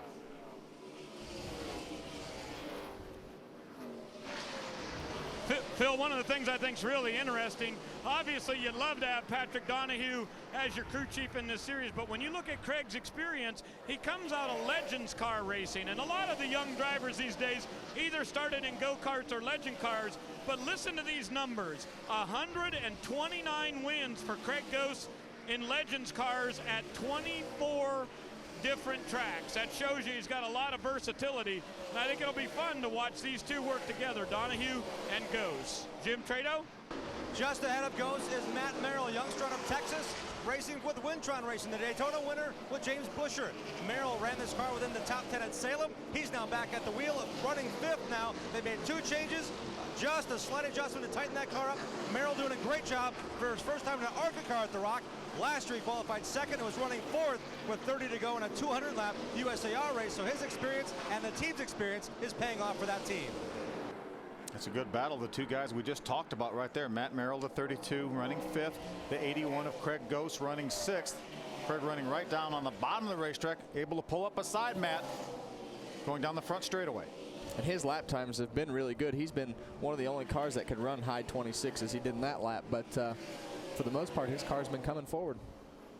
Jim mentioned his first race at the Rock. There are 23 drivers in this field, the field of 40, that are making their first starts at the Rock. So a lot of inexperience at this racetrack, being led around the track by a lot of experience. Well, I think that goes to show you that experience definitely means something. But you know, you've seen a lot of guys get in trouble, but like we talked earlier, this is a great place to learn how to slide your car around and move around the racetrack, and really promotes a lot of things that you want to learn coming to this level as far as grip and throttle control and a lot of things that go with a lot of things that you'll take to a lot of different places. I don't want to jinx anything, but we're about 3/4 of the way into this race here, and it's been a pretty clean race. Yeah, it has been clean. You saying you want a caution? Well, I mean, the crew chiefs do. You called it last time. The crew chiefs want a caution because we're at the 3/4 mark, so we need another caution flag, and that'll be just about even. Inside 50 laps to go. Again, we started this race just a bit earlier than they had expected because we thought precipitation was going to be a problem. We have not had that issue today as Frank Kimmel goes a lap down now to Ken Schrader. That's Ryan Crane, the red car right in front of Kenny Schrader. That's actually one of James Finch's cars out of the Phoenix Racing stable. That's a young driver from James's hometown of Panama City, Florida. He said, I wanted to give him a shot and see what he could do, so we loaned him a car, and here he is doing a nice job. He just now goes down a lap. He lost an engine in practice. The guys had to change an engine, but he's right now running in the 11th spot. And that goes to show you how hard just getting the setup right and things are. You know how good Frank Kimmel is, and he just went a lap down. So if you're off just a little bit and somebody's really hitting on all 8 cylinders like Schrader is this week, you can go down a lap in a hurry here. You mentioned, well, let's go down to Jim Trado first here. Jim? Just a quick update on Ryan Crane. They had 1 lap of practice before that motor let go, Phil, and you know how hard it is to get around here when you know what you're doing. His second lap on the racetrack yesterday was in qualifying. He qualified 10th in the 51, and he and the Mike Garvey-led crew put a setup under that car they thought would work, and a great job, and a shout out to those guys, as this is his very first time stepping on the grounds here at Rockingham, much less seeing it on television. Frank's going to try to get back by Ryan Crane to take over that 11th position. They're right in front of the 25 of Sean Caisse. Remember, Sean's trying to chase down Kenny Schrader. Has some heavy traffic. Sean's been running the high side of the racetrack, so he's got plenty of room up there. Got one in the, just scraping the wall. Looks like the 90 car there. 90 of Gabby DiCarlo scrapes the wall coming out of turn number 2. That's passed for position. And this is when it gets really dicey, is when you have a lot of cars that are really ill handling, and you got cars that are in your line that are running about the same speed that are a lap down, and just it gets tough to decide where you're going to go. As we're closing in on the final laps here, 43 to go. Impressive runs for Parker Kligerman once again. Hasn't finished outside the top 10 in his career in the ARCA Re Series, although it's been just a short few races. Patrick Sheltra continuing his good 2009 season. There's Parker right there running third right now. Remember, these guys pitted around lap number 106. That left us with 94 laps to go. They ran a few caution laps. I'd say that's right in the window of probably being able to make it all the way. Now, they're going to be slipping and sliding on these tires in 90-some laps, but fuel-wise, I think, especially with the Mallory ignitions and limiting these cars to 8,800 RPMs. And remember, these guys still have the 22-gallon fuel cells, not the 18-gallon fuel cells that NASCAR has. Yeah, and I tell you, there won't be a lot of happy drivers at that point because these things will be a really, really big handful. But hey, if it's the same for everybody, that's a good thing for us to watch. I tell you what, Ken Schrader is doing to the field what Joey Logano did a year ago. He is just putting car after car after car a lap down. Now there are only 10 cars on the lead lap. Alex Yance, who started on the outside, actually now there's only 9 cars on the lead lap. Alex Yance goes a lap down. He again started in the number 2 position just outside of Ken Schrader at the beginning of this race, and now he's a lap down. And this is really where it starts to show up of taking care of your stuff. You know, Schrader has been consistent. His car has been straight. You saw the 25 kind of slide his car around there at the beginning of those runs, and that really sets the tone as far as where you're going to be 50, 60 laps from that point, and you're just taking life off of those tires every time you slip a tire. Last time Ken Schrader made it to victory lane in the ARCA Re Series was 2007 at DeCoin. That was his 15th win in this series. We'll be right back. Welcome back. It's the Carolina 200 for the ARCA Re Series from Rockingham Speedway. Ken Schrader still holding court. Out in front, Sean Caisse runs second. Battle right now for third, and Patrick Sheltra takes it away from Parker Kligerman. Yeah, Parker has had that third place position since the restart back on lap number about 110, and Patrick was able to finally chase him down. We saw how good that 77 car was on the long run, but Patrick's car right now a little bit better, chased him down, took over that third spot. Our longest green flag run of the day, coming up on 60 laps now. we're going to have some drivers really squealing oh, here man. in a few minutes. They're already squealing. I promise you that they need tires, and there's, like I say, there's debris. There's all kinds of stuff happening on the racetrack right now. You know, Steve Arpin just went a lap down as we take a look at Parker Kligerman's marks here. 4 starts, 4 top 10 finishes. Third, the last race we ran at Salem, his best finish. Remember, drives for Cunningham Motorsports in conjunction with Penske. He's a Penske driver development driver, so very, very high on him and doing a terrific job. Ken Weaver looks as though he's hit the wall. We saw right side of his car as he went by. It's got a little bit of damage on it. But again, a really impressive performance by Parker Kligerman. Once again, he just dropped back to the 4th spot. I'd mentioned Steve Arpin just went a lap down. Now there are only 8 cars on the lead lap, but an impressive run for Steve Arpin. Yeah, what a great run. I mean, Arpin is a dirt racer, very accomplished dirt modified racer, and I got a funny story. We went to Bakersfield, and he runs Larry Shaw cars. We went there, and we're running around the racetrack. You know, I'm not very good at the dirt racing, so he comes and helps me and gets the owner of the car, helps them get their car set up. But I learned one thing about Arpin. It's his wife that knows everything. Oh, really? I'm standing in the infield. Hold on a second. Aren't you married? Yes. I thought you would have learned that a long time ago. Well, yeah, you're right. But she came to me and she says, you know, if you would just let off the throttle a little bit, you would go a lot faster. I said, all right, thank you very much. Delana doesn't give you any advice like that? Well, she does, but I just thought that was pretty entertaining. You don't typically look for a stranger's wife give you that and advice. she was not shy about it at all. And I said, you know, I like you. You're not shy about saying anything. And she was straight to the point and said, this is how it is. Again, Steve Arpin up to the 9th spot now, so broke into the top 10. Ray Dunlap. Well, guys, fuel mileage is going to be very, very tight for these guys down here. And Ken Schrader has been on the radio to his crew chief, Donnie Richardson, saying, tell me what the interval is between me and the 25. I've got to know so that I can let off the fuel a little bit and save some gas here. And Schrader said, you're kidding me. We're really not going to go from 107 all the way to 200 without tires, are we? And Donnie said, you better believe it. If it stays green, we're staying out there. So save me some gas. Jim Trado? Well, I just checked in with Billy Venturini on the pit box for the second place driver of Sean Caisse. He said the very same thing. I said, how are you on fuel? He said, we are good. The radio chatter, however, we've noticed the pace quicken around halfway through this race, around lap 100, trying to challenge Schrader for the lead. They have now throttled Sean Caisse back and said, run your pace. We need to make sure this thing can run. Don't push. Do not push. Back to Ray.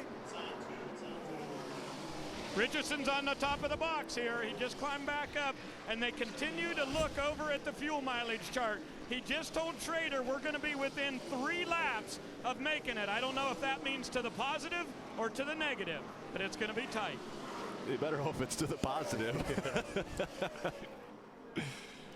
So 26 laps remain, and now fuel, which we would have not thought could have even come remotely into play into this race, is a big topic. We'll be right back.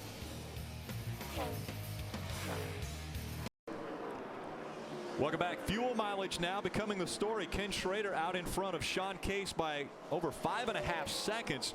But what he's worried about is having enough fuel to get to the checkered flag if we stay green. Well, hasn't every ARCA race been won from the pole here? Every single one of, well, actually both of them. Yeah, yes. We've had 2 races here. Back in 1973, it was Charlie Glotzbach, I believe, that won from the pole. Charging Charlie. And then it was last year Joey Logano who had the pole and dominated about like Ken Schrader is doing right now. And Joey drove that very car right there that Sean Caisse is driving right now, running second, about 5.5 seconds behind the leader. But right now, he's in conservation mode. He's got to save enough fuel to get to the end, just like Kenny Schrader right now is trying to save enough fuel to get to the end. Guys, I'm glad I'm not racing today because right now I know there are a lot of frustrated drivers sitting in the driver's seat of these cars, because who would have thought that we'd have gone almost 100 laps on a set of tires? Well, and here toward the end of this race, obviously, when you get close to the final laps, there's so few drivers that are on the lead lap.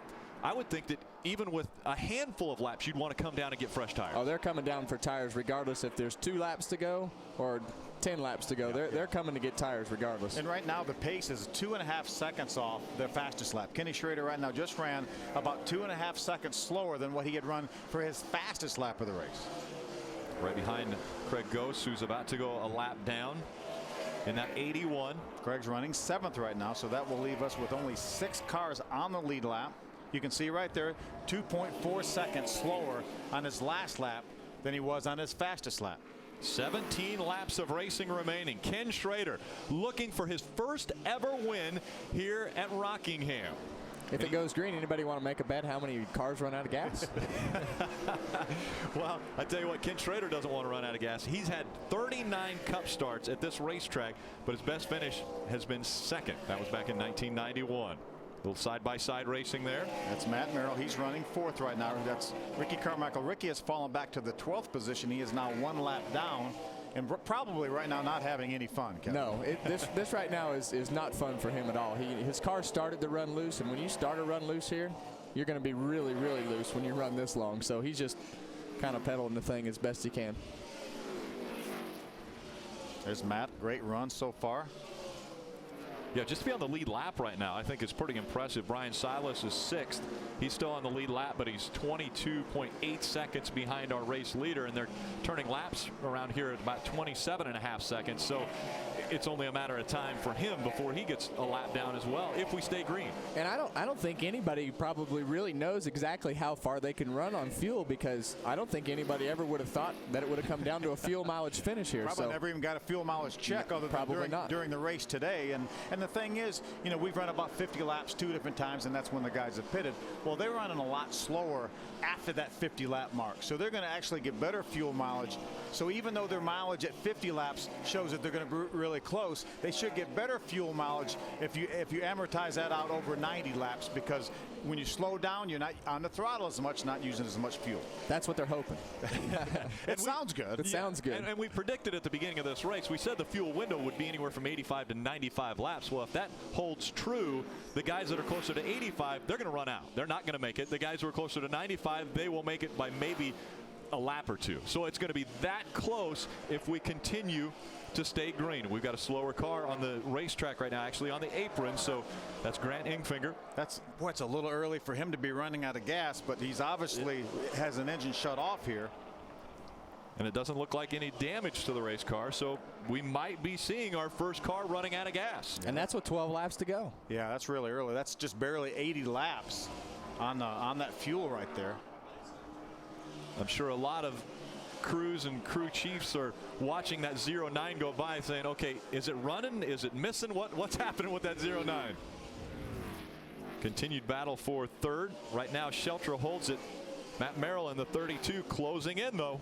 Yeah, Matt's best career finish is an 11th that he got at Salem just a couple of weeks ago. So he's headed towards a possible career best here, doing a great job. Jim Trado. The engine is still running on Grant Enfinger's number 09. This is Robbie Benton's own car here. It's a Ford. And the thing about this team is they're running within the top 10. They were down to 17th, and the first thing they grabbed when the crew started buzzing around was the gas can. So the gas was the issue. The gas can was in as soon as the car got here, but again, it was running. Enfinger down and away, but down a lap as well. A lot of times when you run out of gas, as we get 10 laps to go right here, if you run out of gas, you really want to shut the engine off, because you want to save a little bit of fuel if you can to refire that engine. So even though that car was running when it got to the pits, it may have been out of gas, and he just cranked it up or let the clutch out when he got close to his pit. So he was able to keep that car running when they got to fuel, and it kept running. And I'm going to tell you how bad it is right now. Ricky Carmichael has just got lapped for the second time. And it hasn't been but about 20 laps, and that just shows you when things go wrong here, they go wrong in a hurry. A little bit of traffic here just in front of our race leader. Ken Schrader back there with the Federated Auto Parts on the hood. That 52. As he works around this slower lap traffic. Kenny's going to run a few more ARCA races this year. I know he's going to run Toledo. There's Ricky right there. Is he coming to pit road? He is coming to pit road. So the 33 is going to make the hard left turn. He'll come on to pit road. Smoke behind him. Another car looks like he's making the hard left turn to come onto pit road. That's James Hilton. Actually, he's going to turn back his mind onto the racetrack. But slow on the racetrack. They're trying to keep everybody out of the racing groove. Do you think just that he just had all he could stand on those tires, Kevin? I would say that he was just off the pace far enough to where the tires were just wore completely out, or just from the setup being off a little bit. So they're going to come in and hopefully get 7 or 8 laps on new tires, and if people start running out of gas or whatever the case may be, maybe they'll make up a few extra spots. And it's going to be fun for those 7 laps. Oh yeah, for Ricky. At least he'll end the race on a good note. Ken Schrader looking to end this race on a good note. A year ago, he finished second to Joey Logano, who put on a dominant performance. And now it's Ken Schrader dominating this field. 6 laps remaining. Again, this one a 200-lap, 200-mile race. Looking at that 32 of Matt Merrill. He's running 4th right now, trying to chase down the 60 of Patrick Sheltra. And these cars look slow right now. I mean, you can just tell how slow they're going because, you know, usually you're seeing them fly into the corner, and there's just a lot of stuff happening. Ken right Weaver now. up against the wall going through 1 and 2, but it looks like he's still keeping up the pace. Although, as you mentioned, slow. The pace has definitely slowed quite a bit. Ken Weaver is going to make his way onto pit road. Ken Schrader continuing to dominate. Inside of 5 laps to go right now. And the leaders are 3 seconds slower than their fastest lap. I'll be willing to guess the first words out of Ken Schrader's mouth will be, "Can you believe we went 100 laps on green?" Well, right now he's hoping we go 100 laps on the green, because the last thing Kenny or anybody else that running up front would want to see is a caution flag, unless you want to take a shot at Kenny. Ken Schrader has an 8.5-second lead over Sean Caisse. Sean Caisse driving that Venerini number 25 car. Patrick Sheltra back there 16 seconds behind Ken Schrader, running 3rd. Matt Merrill is 4th. 5th is Brian Silas, and 6th is Kligerman, and he is the last car on the lead lap. That's the 19 of Allie Owens running right behind Kenny Schrader. She's doing a nice job here, running 12th right now. Great job for her here at Rockingham and Eddie DeHunt's car. Electrifying careers. Allie Owens. Kenny Schrader's out of gas. Schrader is out of gas. He looks as though he's getting ready to turn onto pit road. Ray. He just said on the radio, "I'm coming to pit road. Get me some fuel. I'm completely out of gas." So the complexion of this race changes inside of 5 laps to go. Sean Caisse just got the 2 to go sign in that number 25, has taken over the lead. This is the first time he's been in front. Billy Venerini, the crew chief. He's got to make it another lap and a half, though. And they've throttled him back for a number of laps, so hopefully he saved enough gas. Billy's not very excited, is he? The thing he's got to think about is he's got an 8-second lead right now over Patrick Sheltra.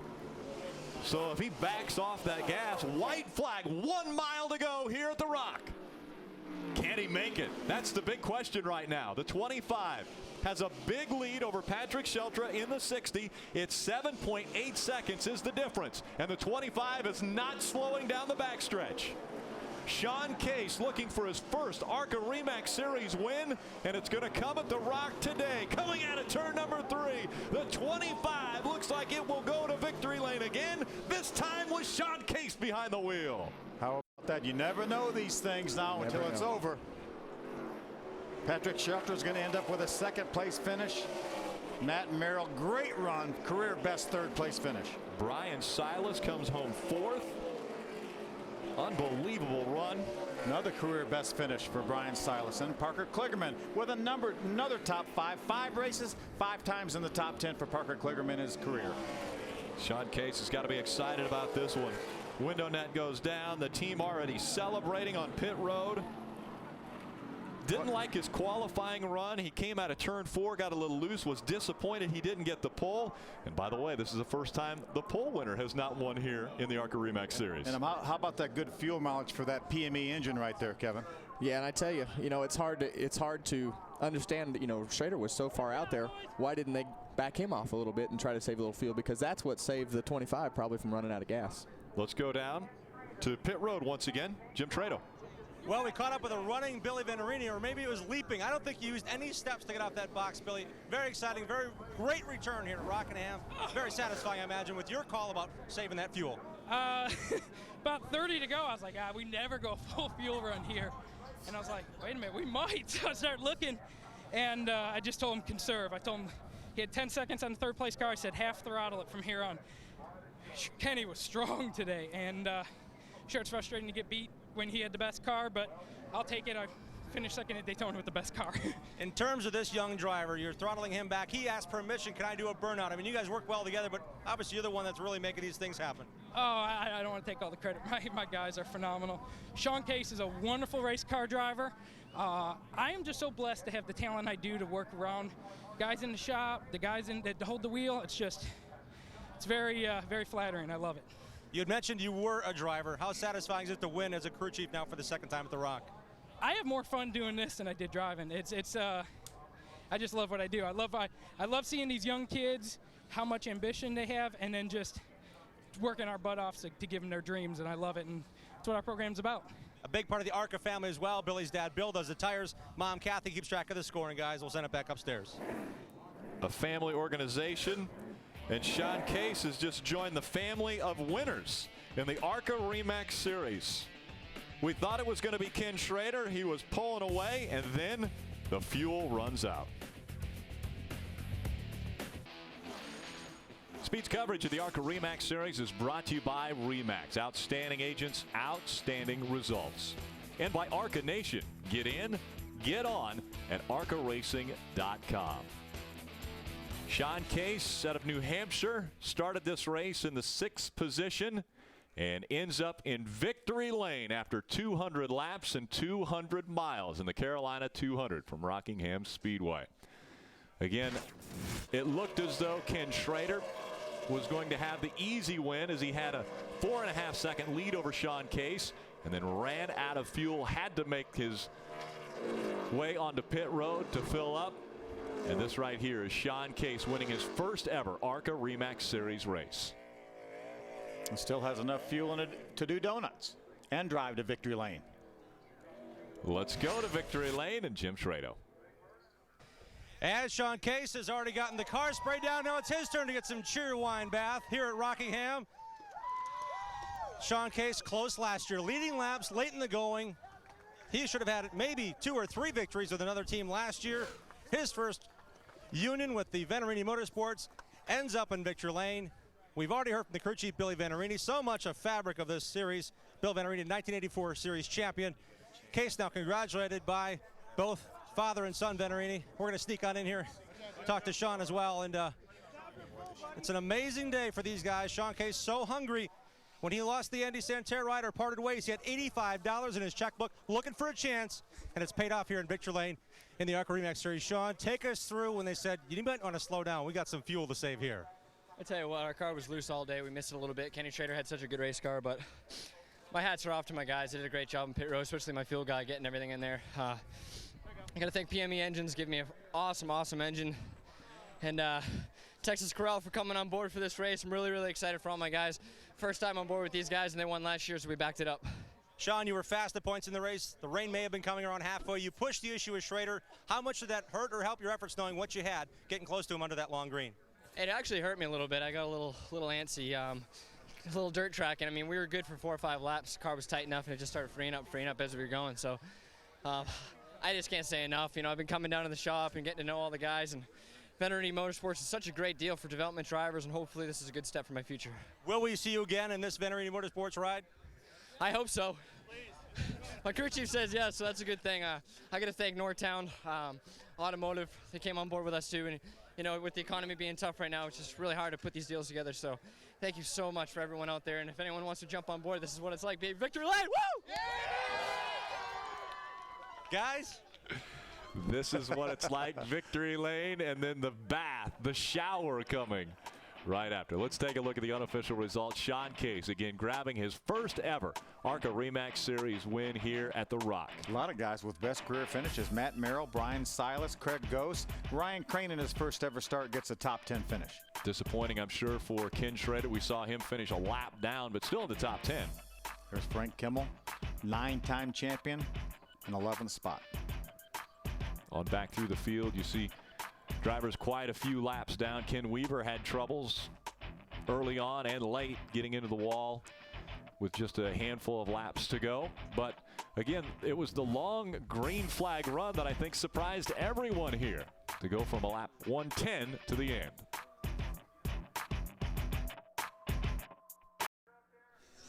A quick turnaround for the ARCA Re Series. Just 5 days from now, they will be at the Super Speedway, Talladega Super Speedway, for race number 4 of the 2009 season. 3-4 wide It will be an exciting race. Again, that one kicking off at 5 o'clock on Friday from Talladega Super Speedway right here on Speed. Patrick Sheltra coming home in the second position. We'll hear from him with Jim. When he's down on the racetrack, he's hunting. And today you hunted down a second-place finish to back up your win at Salem. Patrick, how sky-high is this team right now? Well, you know, the BuckedUpApparel.com and the Buffalo Wild Wings Dodge Charger Day and the whole team, you know, did real good. And, you know, the win last weekend has got everything going. And to come out here and finish second, just more momentum going into Talladega. You've got the wear and tear of Rockingham. The right side appears to be a bit used up. How used up was your race car at the finish line? Well, you know, the race car wasn't used up as bad as the tires were. You know, the last 20 laps was just riding and trying to hold on and just trying to finish the race, you know, where we were. You've run Schrader on the dirt. You've won World of Outlaw Dirt late model races last year. Did that play a favor in your hand, knowing the experience of running a loose race car at high speeds? Yeah, you know, it really does to come here and run with Schrader and all them guys, you know, and the tires do wear quick here. So you got to have your stuff together and you got to be up on the wheel here for the last 25 laps. On the podium, second place for Patrick Sheltra. An amazing run for him. A winner at Salem, backing up at second and heading off to Talladega with a lot of momentum. Ray? Well, Jim, lots and lots of times you hear the old saying that the best car doesn't always win, but boy, Ken Schrader, that was a heartbreak today. We've had worse days too. No, the best car, they were the best car for 200 laps, and that's what matters. So I just need to know a little bit earlier. Didn't think it'd go that long without a yellow, but if I'd known a little bit earlier, I started saving with about 40 laps to go, and you'd think could have saved a couple laps more. But hey, we had a good car. We didn't come test. We just came on our nickel to try to get a sponsor, so we're just working at run some more of these Speed TV races. But had a lot of fun. Love this ARCA series, but those guys did an awesome job. And tell me about this racetrack. You have so much experience here. Is this track just like the old Rock used to be? Yeah, I don't see where they changed anything. You know, it's Rockingham like it always has been. Run around the bottom, around the top, any place in between. And I mean, I was proud of the show that the ARCA series put on today. All right, congratulations on a great day. Sorry about the fact that he didn't get it to victory lane. Let's check back in with Jim Trado. We talked about the progress of Matt Merrill from 21st, and with 7 to go while in the top 5. You see what happened. The right side almost got cleaned up, and so did your good finish, Matt. Congrats on hanging on for his third-place finish. Yeah, just fighting through some lap traffic there and got pushed up a little bit, but nothing like a little Rockingham stripe on the side of the car there. We talked about you being here for the first time in an ARCA car. How valuable was the experience you got in that USAR race last fall? Oh, any laps here is very beneficial for you, and I mean, these tires wear off so much more than the Pro Cup cars do, so I just put it to the high side the whole race and came out pretty good there at the end. We will see Matt Merrill back behind this 32 car. The Wintron boys doing a great job putting this young driver in the podium. Guys? Thank you very much. And obviously an amazing run for Patrick Sheltra as we see his car there, and Parker Kligerman.